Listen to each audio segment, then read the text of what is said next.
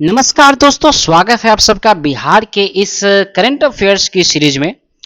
ध्यान रहे दोस्तों, ये जो सेशन होगा इसमें जितने भी प्रश्न होंगे वो जनवरी 2026 के बिहार करंट अफेयर्स के प्रश्न होने वाले हैं, जो बिहार के किसी भी एग्जाम के दृष्टिकोण से आपके लिए बहुत बहुत बहुत इंपॉर्टेंट होने वाला है। दोस्तों, सीरीज सिर्फ यहीं पे नहीं रुकेगी, इसके आगे भी फरवरी, मार्च, अप्रैल, मई, जून, जुलाई तमाम करंट अफेयर्स आपके सामने आएंगे। तो सबसे पहले महीने से शुरू करते हैं ताकि आपका एक सीरीज बना रहे। तो चलिए सबसे पहले प्रश्न से शुरू करते हैं दोस्तों। सबसे पहला प्रश्न है कि हाल ही में किस जिला प्रशासन ने पर्यटन गतिविधियों को व्यवस्थित और सुदृढ़ बनाने के उद्देश्य से सिंगल विंडो सिस्टम का प्रस्ताव रखा है? किस जिला प्रशासन, यहाँ पे जिला प्रशासन की बात की जा रही है, किस जिला प्रशासन ने सिंगल विंडो सिस्टम, दोस्तों सिंगल विंडो सिस्टम को अपनाया है, सिंगल विंडो सिस्टम का प्रस्ताव रखा है?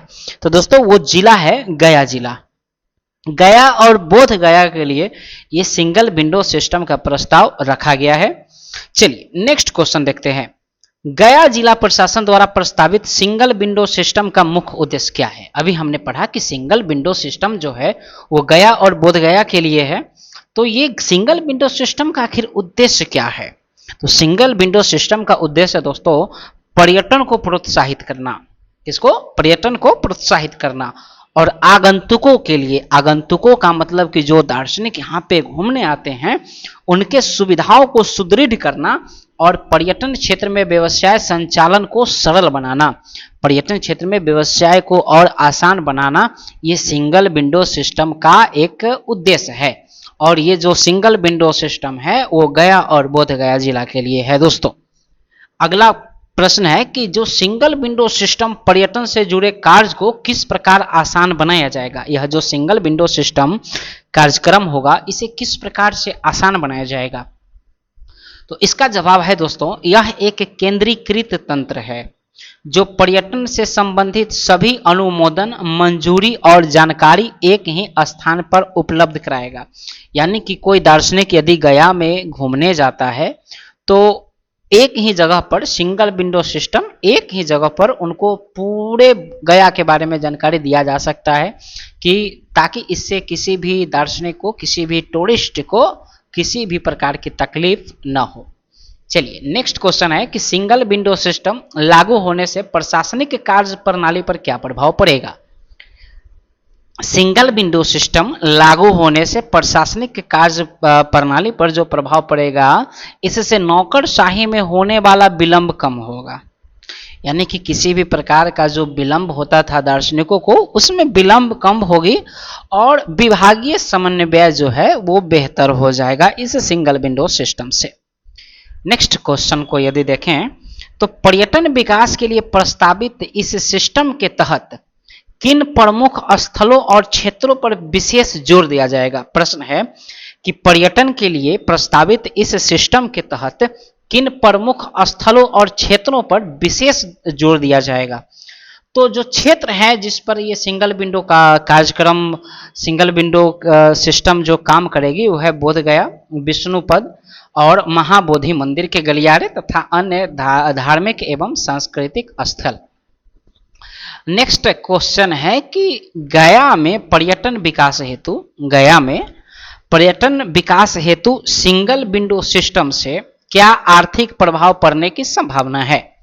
प्रश्न है कि गया में पर्यटन विकास हेतु सिंगल विंडो सिस्टम से क्या प्रभाव पड़ेगा? आर्थिक प्रभाव। तो इससे रोजगार का सृजन होगा, जो स्थानीय रोजगार है गया का उसमें बढ़ावा मिलेगा, लघु और सूक्ष्म व्यवसायों को प्रोत्साहन मिलेगा तथा जिले की समग्र अर्थव्यवस्था मजबूत हो जाएगी। तो ये सभी जो है रोजगार बढ़ना, लघु और सूक्ष्म व्यवसायों को प्रोत्साहन मिलना तथा अर्थव्यवस्था मजबूत होना, ये सब सिंगल विंडो सिस्टम से जो है गया में इसकी आर्थिक कहे तो अर्थव्यवस्था पे एक गहरा प्रभाव पड़ेगा। चलिए शायद 6 नंबर तक फिर से वही क्वेश्चन रिपीट है। चलिए अगला प्रश्न हम लोग देखते हैं। प्रश्न है कि रॉयल बंगाल टाइगर का वैज्ञानिक नाम क्या है? रॉयल बंगाल टाइगर का वैज्ञानिक नाम जो है वो पैंथेरा टाइग्रिस। IUCN की नवीनतम रिपोर्ट के अनुसार किन देशों में बाघ पूरी तरह से विलुप्त हो चुके हैं? ये बहुत ही इंपॉर्टेंट करंट अफेयर्स है दोस्तों कि IUCN की नवीनतम जो हालिया रिपोर्ट आई है, किन 3 देशों से बाघ पूरी तरीके से विलुप्त हो चुके हैं, मतलब कि एक भी बाघ उस देश में अब नहीं है। तो है कंबोडिया, लाओस, वियतनाम। ध्यान रहे, कंबोडिया, लाओस, वियतनाम से बाघ जो है वो पूरी तरीके से विलुप्त हो चुके हैं। और इस डेटा को जारी करता है कौन? तो IUCN।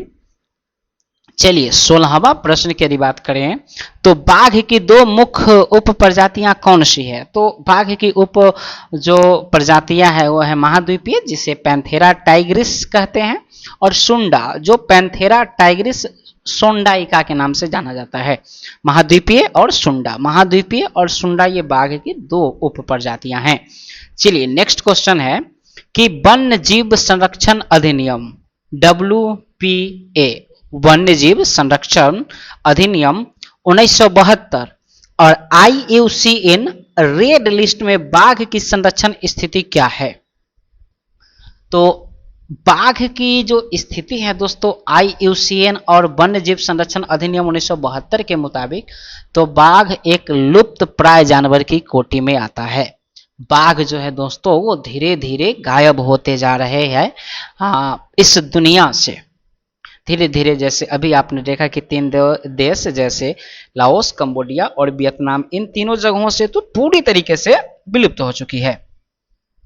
चलिए नेक्स्ट 18th नंबर क्वेश्चन पे यदि ध्यान दें तो प्रश्न है कि भारत द्वारा शुरू किए गए International Big Cats Alliance, International Big Cat Alliance किसके द्वारा शुरू किया गया? तो भारत के द्वारा।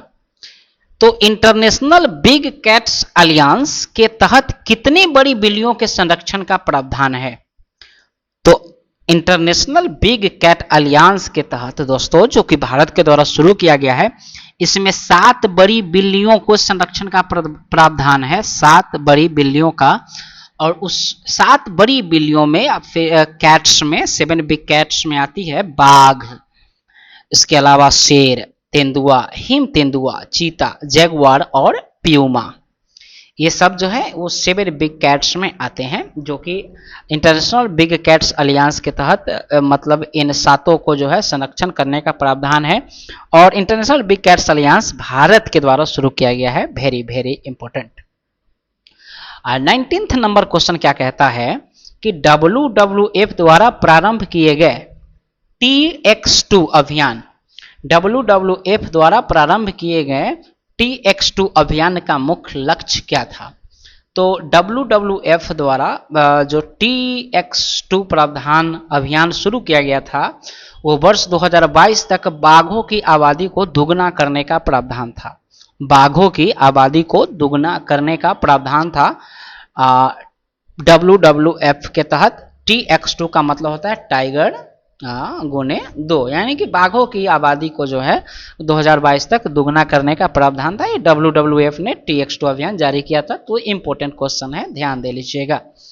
नेक्स्ट क्वेश्चन की यदि बात करें तो प्रश्न है कि भारत में project tiger very very important, project tiger Bharat में किस वर्ष शुरू किया गया था? दोस्तों ये 1973 में शुरू किया गया था। आपका स्टैटिक जीके भी इससे बहुत ही ज़्यादा जो है वो अच्छी पकड़ बन जाएगी। तो इन प्रश्न को भी हमको लेके चलना है कि प्रोजेक्ट टाइगर, जैसे टाइगर की बात हो रही है तो क्यों ना इस क्वेश्चन को भी देख लें कि प्रोजेक्ट टाइगर किस वर्ष लॉन्च हुआ था, जिसमें बाघों के संरक्षण के बारे में बात होती थी। तो प्रोजेक्ट टाइगर 1973 में शुरू हुआ था दोस्तों। नेक्स्ट क्वेश्चन देखें यदि तो क्वेश्चन है दिए गए आंकड़ों के अनुसार भारत में बाघों की गणना कितने वर्षों के अंतराल पर की जाती है? प्रश्न है कि भारत में बाघों की गणना कितने वर्षों के बाद की जाती है? तो दोस्तों हमारे लोकतंत्र में, हमारे भारत में जो लगभग सामान्य चुनाव के जो प्रतिनिधि होते हैं उनका कार्यकाल 5 वर्षों का होता है। इतना तो आपको पता ही होगा। अब हमारे जो नेता हैं, लीडर्स हैं, वो बाघ से कम थोड़े ही है। तो बाघों की गणना भी जो है दोस्तों वो 5 साल के बाद होती है। इस बात को आप ध्यान रखिएगा। चलिए अगला प्रश्न देखते हैं प्रश्न है 22 नंबर प्रश्न कि 2022 की रिपोर्ट के अनुसार 2022 की रिपोर्ट के अनुसार भारत में बाघों की कुल संख्या कितनी थी? 2022 की रिपोर्ट के अनुसार बाघों की कुल संख्या भारत में कितनी थी? 3167, 3167, 3167 इतने बाघ थे। चलिए 23 नंबर क्वेश्चन है कि भारत में बाघों की सबसे बड़ी आबादी किस भौगोलिक क्षेत्र में पाई जाती है? तो दोस्तों मध्य भारतीय उच्च भूमि और पूर्वी घाट में। मध्य भारतीय उच्च भूमि जो कि हमारा मध्य प्रदेश और मालवा का पठार वाला हिस्सा हो जाएगा, और पूर्वी घाट में ध्यान रहे 2 घाट हैं, पूर्वी घाट, पश्चिमी घाट। पूर्वी घाट जो कि उड़ीसा से कन्याकुमारी तक है। तो दोस्तों ये जो पूर्वी घाट है, पूर्वी घाट में बाघों के जो आबादी है वो बहुत है पूर्वी घाट में, और हमारा भारतीय उच्च भूमि, मध्य भारतीय उच्च भूमि में। 24 नंबर क्वेश्चन है कि भारत का सबसे बड़ा टाइगर रिजर्व कौन सा है? भारत का सबसे बड़ा टाइगर रिजर्व की यदि बात की जाए तो वो है नागार्जुन सागर, आंध्र प्रदेश। नागार्जुन सागर टाइगर रिजर्व जो है वो आंध्र प्रदेश में है। नागार्जुन सागर टाइगर रिजर्व आंध्र प्रदेश में है, और ये भारत का सबसे बड़ा टाइगर रिजर्व की श्रेणी में आता है। भारत का सबसे बड़ा टाइगर रिजर्व नागार्जुन आंध्र प्रदेश में है। 25 नंबर क्वेश्चंस को देखें तो कोर क्षेत्र के आधार पर भारत का सबसे छोटा टाइगर रिजर्व, जी हाँ सबसे बड़ा तो नागार्जुन हो गया जो कि आंध्र प्रदेश में है, सबसे छोटा को भी देख लिया जाए तो सबसे छोटा टाइगर रिजर्व जो है वो है ओरंग टाइगर रिजर्व जो कि असम में है। ओरंग टाइगर रिजर्व की खासियत यह है कि यह सबसे छोटा है, असम में है, और नागार्जुन सागर जो है वो सबसे बड़ा टाइगर रिजर्व है जो कि आंध्र प्रदेश में है। चलिए आंध्र प्रदेश की यदि बात हो रही है तो आंध्र प्रदेश में कौन सा डांस फेमस है? तो दोस्तों याद रखिएगा कुचिपुड़ी। चलिए अगला प्रश्न देखते हैं 26 नंबर के दिए गए तथ्यों के अनुसार भारत का नवीनतम टाइगर रिजर्व। अब हमने बड़ा देख लिया, हमने छोटा भी देख लिया, तो अब सबसे नया टाइगर रिजर्व की यदि बात करें तो वो है Ranipur tiger reserve Uttar Pradesh. Ranipur tiger reserve Uttar Pradesh जो कि भारत का सबसे नवीनतम टाइगर रिजर्व है। दोस्तों नेक्स्ट क्वेश्चन है कि हाल ही में राष्ट्रपति द्रौपदी मुर्मू के द्वारा पटना उच्च न्यायालय में किन 2 नए न्यायाधीशों की नियुक्ति की गई है? पटना उच्च न्यायालय में जो 2 नए न्यायाधीशों की नियुक्ति की गई है दोस्तों वो है रितेश कुमार और प्रवीण कुमार। रितेश कुमार और प्रवीण कुमार पटना के 2 नए न्यायाधीश बने हैं, और इनका चुनाव जो है इनको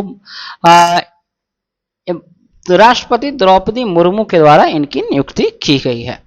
चलिए 28 नंबर क्वेश्चन है कि भारतीय संविधान के किस अनुच्छेद के तहत उच्च न्यायालय में न्यायाधीशों की नियुक्ति की जाती है?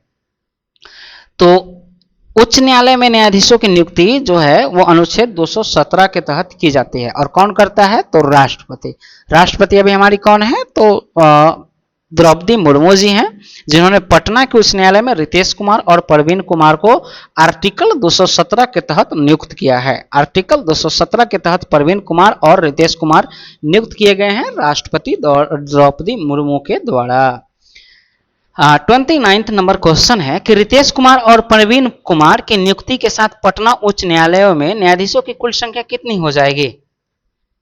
तो दोस्तों रितेश कुमार और प्रवीण कुमार की जब नियुक्ति हो गई तो उसके बाद पटना उच्च न्यायालय में न्यायाधीशों की संख्या हो जाती है 36।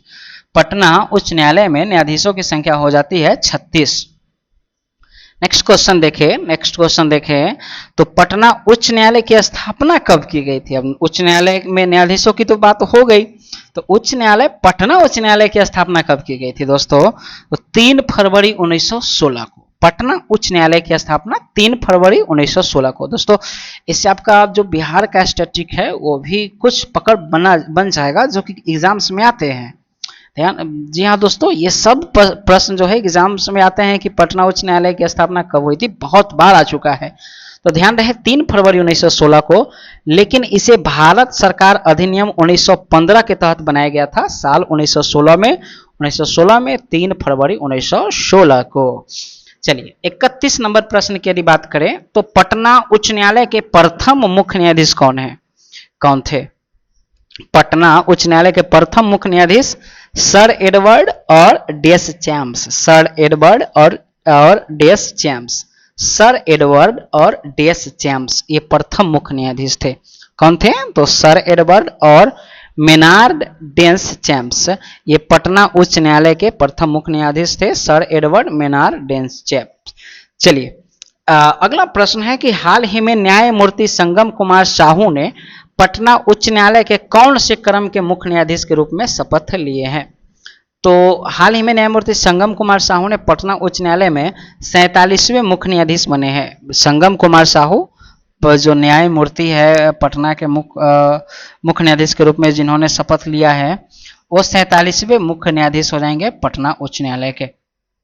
चलिए 33 नंबर प्रश्न की यदि बात करें 33 नंबर प्रश्न की यदि बात करें दोस्तों तो प्रश्न है कि पटना उच्च न्यायालय के मुख्य न्यायाधीशों को संविधान के किस अनुच्छेद के तहत शपथ दिलाई गई और किसने दिलाई?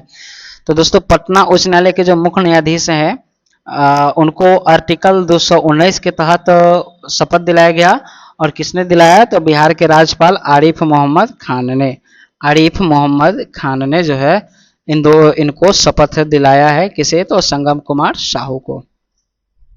नेक्स्ट है कि 47वें मुख्य न्यायाधीश बनने से पहले संगम कुमार साहू किस उच्च न्यायालय में न्यायाधीश के रूप में कार्यरत थे? तो दोस्तों संगम कुमार साहू जो 47वें मुख्य न्यायाधीश बने हैं उनको उड़ीसा के उच्च न्यायालय में इससे पहले वो कार्यरत थे, उड़ीसा के उच्च न्यायालय में। और संगम कुमार साहू को आरिफ मोहम्मद खान बिहार के राज्यपाल जो थे उन्होंने शपथ दिलाया है। नेक्स्ट है कि न्यायमूर्ति संगम कुमार साहू ने पटना उच्च न्यायालय के मुख्य न्यायाधीश के रूप में किसका स्थान लिया है?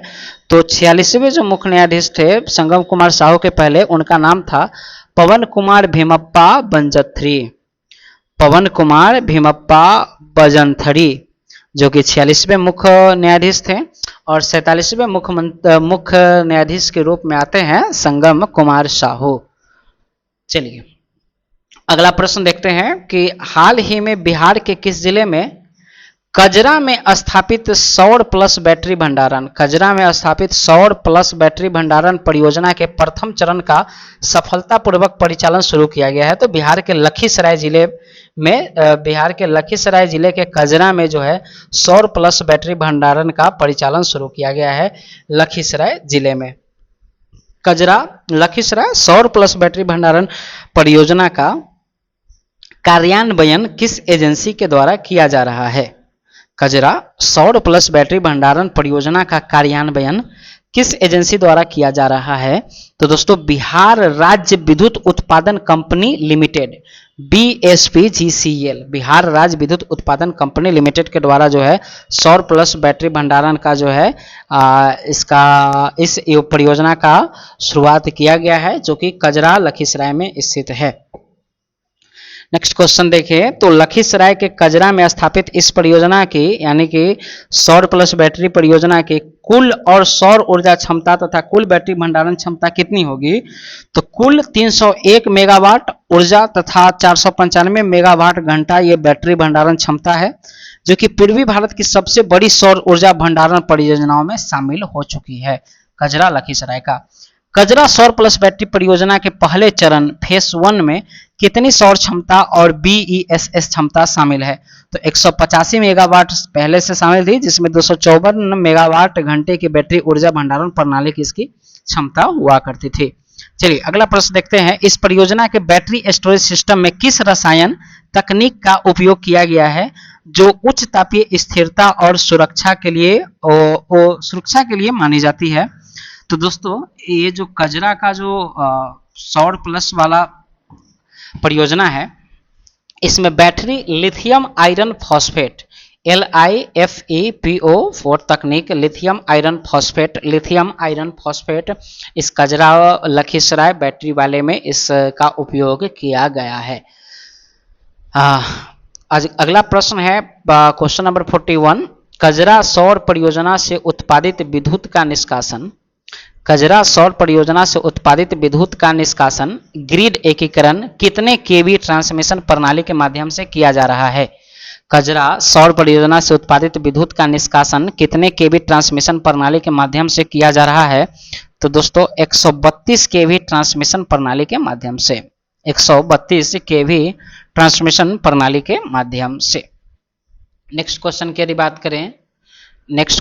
बात करें तो प्रश्न है कजरा सौर प्लस बैटरी परियोजना के दूसरे चरण को कब तक चालू करने की योजना है?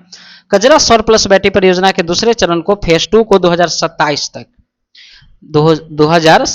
तक इसको शुरू करने की योजना है, जिसमें 116 मेगावाट सौर और 241 मेगावाट घंटे इसका क्षमता रहेगा। 2027 तक फेज 2 कजरा को चालू करने की संभावना है, योजना है। नेक्स्ट है कि हाल में ही भारत सरकार द्वारा पूर्वी राज्यों के लिए उपभोक्ता संरक्षण पर एक क्षेत्रीय कार्यशाला का आयोजन कहाँ किया गया है? तो बिहार के पटना में जो है वो उपभोक्ता संरक्षण पर एक कार्यशाला का आयोजन किया गया है। नेक्स्ट प्रश्न को देखें तो पटना में आयोजित उपभोक्ता संरक्षण की क्षेत्रीय कार्यशाला में किन 4 पूर्वी राज्यों के उपभोक्ता संरक्षण मामलों की चर्चा की गई है? तो जो 4 राज्य होंगे वो है बिहार, झारखंड, पश्चिम बंगाल, उड़ीसा। एक समय में ये चारों राज्य एक हुआ करते थे दोस्तों, बिहार, झारखंड, पश्चिम बंगाल और उड़ीसा में जो उड़ीसा, ये 4 राज्य जो हैं वो पटना में आयोजित उपभोक्ता संरक्षण के क्षेत्रीय कार्यशाला के 4 राज्यों में इनको शामिल किया गया है। नेक्स्ट है कि बिहार के पटना में आयोजित उपभोक्ता संरक्षण पर इस क्षेत्रीय कार्यशाला का आयोजन किस विभाग के द्वारा किया जाएगा? उपभोक्ता मामला विभाग के द्वारा। नेक्स्ट है कि शिकायत दर्ज करने हेतु राष्ट्रीय उपभोक्ता हेल्पलाइन का टोल फ्री नंबर कितना है? तो 1915 टोल फ्री नंबर जो है वो राष्ट्रीय उपभोक्ता हेल्पलाइन का शिकायत दर्ज करने का ये नंबर है। नेक्स्ट है 47 नंबर क्वेश्चन, मामला प्रबंधन को सरल बनाने और प्रक्रियागत विलंब को कम करने हेतु ई जागृति, मामला प्रबंधन को सरल बनाने और प्रक्रियागत विलंब को कम करने हेतु जो तकनीक लाई गई है उसका नाम है ई जागृति। और इसमें कौन कौन सी सुविधाएं होंगी? तो ई दाखिल, video conferencing, real time dashboard और AI टूल्स ई जागृति में शामिल होंगे। 48वां नंबर क्वेश्चन है कि पटना में आयोजित इस कार्यशाला में डिजिटल बाजारों और ई कॉमर्स में उपभोक्ता सुरक्षा हेतु किन प्रमुख चुनौतियों पर चर्चा की गई है? तो डार्क पैटर्न और भ्रामक ऑनलाइन प्रथाओं पर चर्चा की गई है। 49 नंबर क्वेश्चन की यदि बात करें तो हाल ही में बिहार कैबिनेट ने झारखंड के साथ सोन नदी जल साझा करने के विवाद को सुलझाने के बाद किस जिले में इंद्रपुरी जलाशय परियोजना के निर्माण को स्वीकृति दी है? Very very very and very important question है दोस्तों। हाल ही में बिहार कैबिनेट ने झारखंड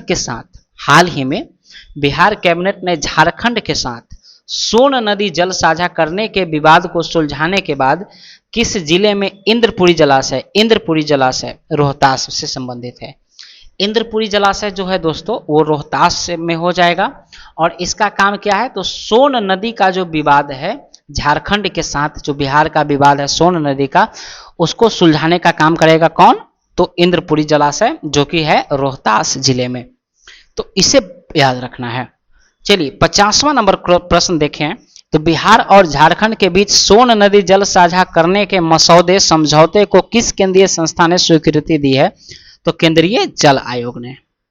नेक्स्ट है कि वर्ष 1973 के बाण सागर समझौते के तहत अविभाजित बिहार को सोन नदी का कितना जल आवंटित किया गया था? जब बिहार और झारखंड एक था तब जो है सोन नदी का 7.75 मिलियन एकड़ फीट जल आवंटित किया गया था 1973 में। चलिए 52 नंबर क्वेश्चन को यदि देखें तो स्वीकृत नए जल आवंटन सूत्र के अनुसार अविभाजित बिहार के 7.75 मिलियन एकड़ फीट जल में बिहार और झारखंड को क्रमशः कितना कितना हिस्सा मिलेगा?